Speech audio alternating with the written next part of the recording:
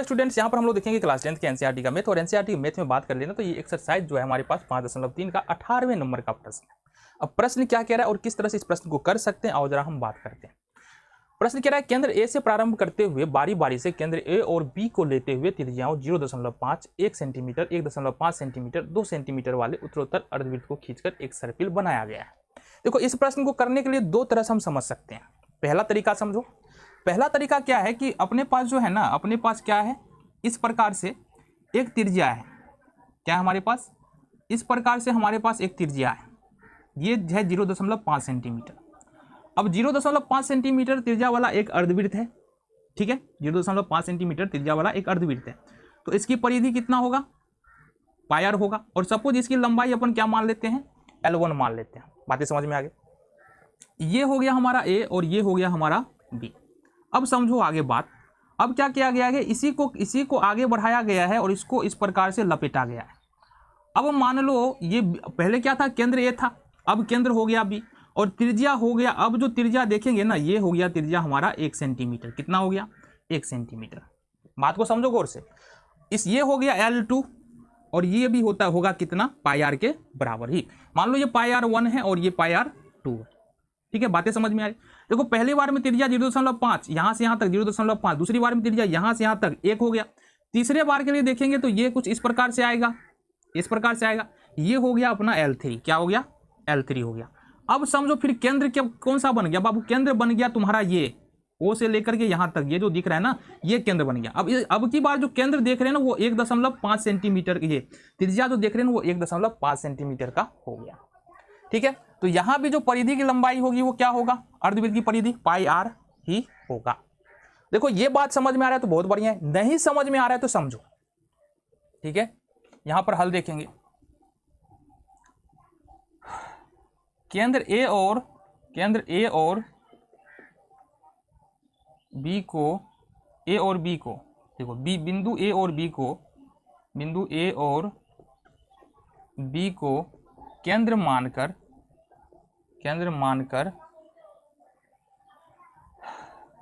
क्रमशः L1, L2, L3, L13 लंबाई का सर्पिल खींचा गया है।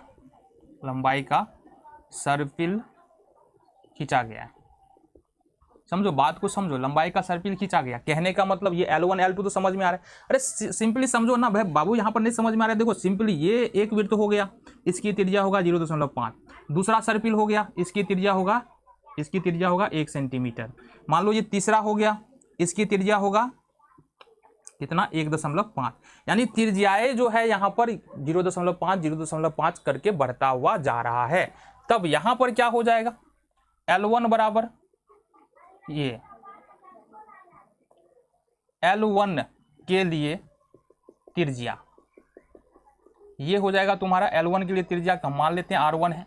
ये हो जाएगा तुम्हारा कितना? ये 0.5 सेंटीमीटर।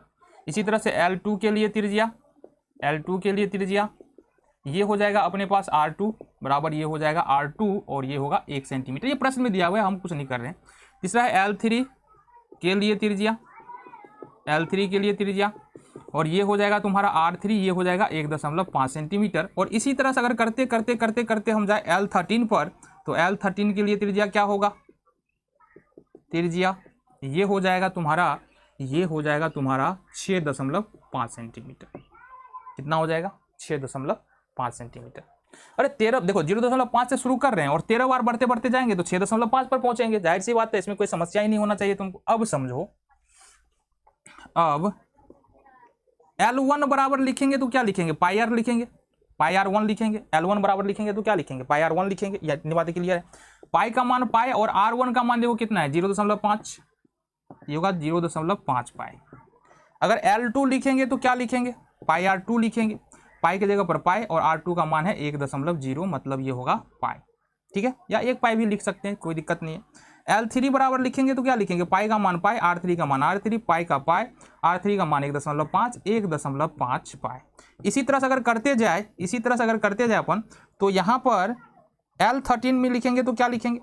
L13 में लिखेंगे पाई R13 बराबर पाई का पाई और R का मान है यहाँ पर 6.5, तो 6.5 पाई।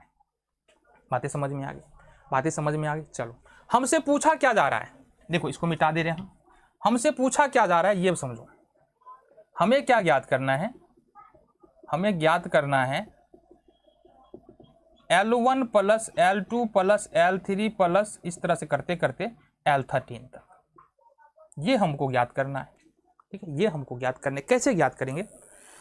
तो अब देखो L1 का मान कितना है 0.5 पाई, L2 का मान कितना है 1 पाई, L3 का मान क्या है 1.5 पाई।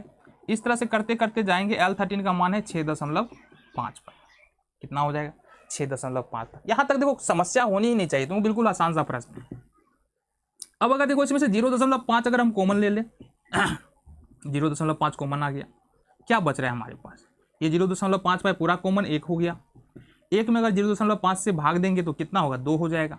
1.5 में 0.5 पाई से भाग देंगे तो ये हो जाएगा 3, और इस तरह से करते करते जाएंगे तो ये हो जाएगा हमारा यहाँ पर आकर 13। मतलब ये कि 1 से लेकर के 13 तक की संख्याओं को जोड़ रहे हैं, 1 से लेकर के 13 तक की संख्याओं को जोड़ रहे हैं। और अगर हम मान लो 1 से लेकर 13 तक की संख्याओं को जोड़ेंगे तो क्या लिखेंगे, n पदों का योग हो गया n/2 into a plus l पर हम इसको निपटा सकते हैं, जहां पर n का मान कितना होगा 13, a का मान देख रहे हो कितना होगा 1, ठीक है, और l का मान कितना है 13। तो इस प्रकार से अगर हम यहाँ पर रखें 0.5 पाई इंटू n/2 करेंगे तो 13/2 हो जाएगा। a का मान 1 और l का मान है 13। छोटी कोष्ट कर देते हैं, ये हो गया तुम्हारा 13। 0.5 पाई इंटू ये हो गया 13/2 तुम्हारा, 13/2 और गुने में 13 1 14। अब समझो बात को, 0.5 को क्या लिख सकते हैं, 0.5 को अपन लिख सकते हैं 1/2, है ना, आधा है तो वही होगा। पाई को लिख सकते हैं 22/7, 13/2 को 13/2 और 14 का 14 लिख सकते हैं। अब काट देते हैं इसको, देखो 7 दूनी 14 हो गया, 7 दूनी 14 हो गया। इसी तरह से 2 से 2 कैंसिल हो गया, 2 11 22 हो गया। बच क्या रहा है 11 और गुने 13। अब 11 और 13 को गुना करोगे कितना आएगा 143। तो मतलब ये जो हमारे पास L1 की त्रिज्या 0.5 सेंटीमीटर है, L2 की त्रिज्या 1 सेंटीमीटर है, L3 की त्रिज्या 1.5 सेंटीमीटर है, L13 की त्रिज्या 6.5 सेंटीमीटर है।